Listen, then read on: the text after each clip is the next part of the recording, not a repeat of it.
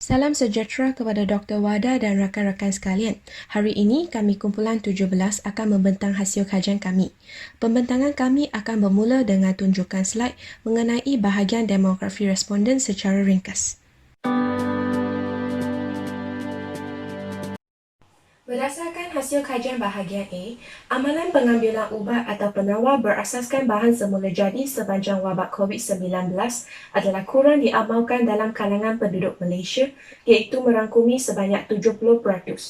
Hal ini mungkin disebabkan masyarakat kini lebih terarah percaya terhadap ubatan moden dari segi keselamatan dan keberkesanan.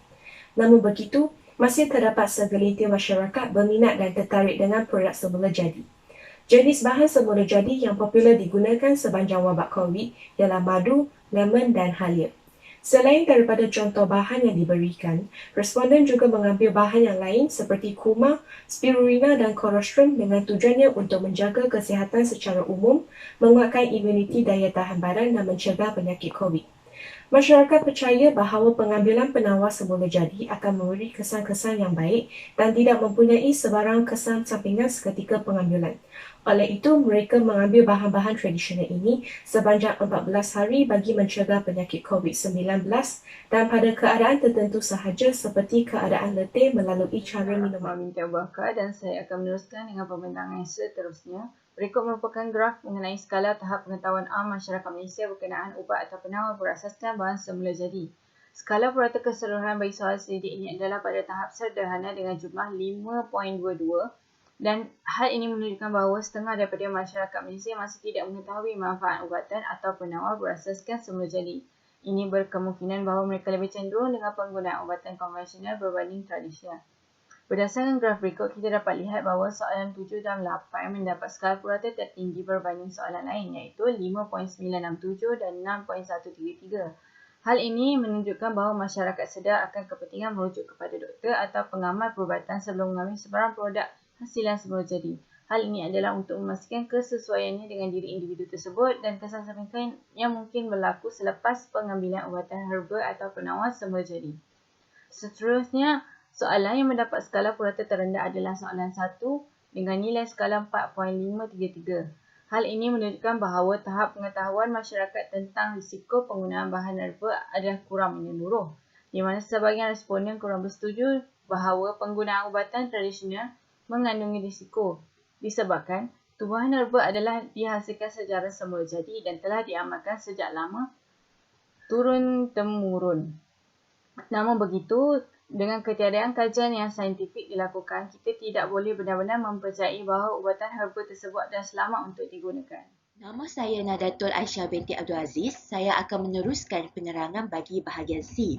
Daripada catabah yang telah dinyatakan, kita dapat lihat masyarakat Malaysia kurang bersetuju dengan penggunaan ubat atau penawar berasaskan bahan semula jadi.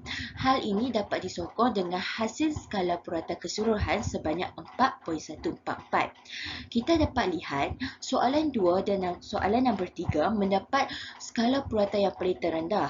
Soalan ini menyatakan tentang adakah bahan semula jadi selamat dalam merawat dan mencegah penyakit COVID-19.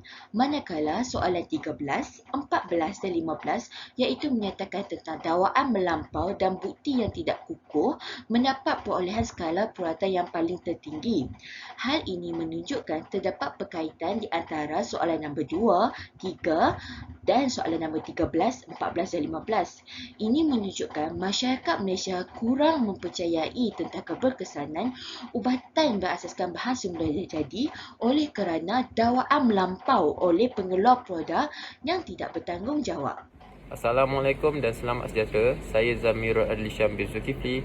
Bagi analisis kualitatif pula, kami telah menemu buah seorang responden yang bernama Ramlah binti Aman yang berumur 48 tahun.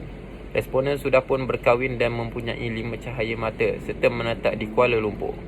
Responden berkata dirinya tidak menghadapi sebarang penyakit. Responden telah mengambil produk semula jadi jenama Antidote yang diperbuat dari pati-pati buahan. Harga produk tersebut adalah RM100 sekotak yang mempunyai 15 sachet. Tujuan responden menggunakan produk ini adalah sebagai makanan tambahan harian sahaja bagi penjagaan kesihatan umum. Disebabkan responden tidak menghadapi sebarang penyakit, responden tidak merujuk kepada siapa ahli farmasi maupun doktor. Bagi faktor penggunaan produk pula, ejen produk yang merupakan anak buah responden sendiri telah mengesyorkan produk ini kepadanya.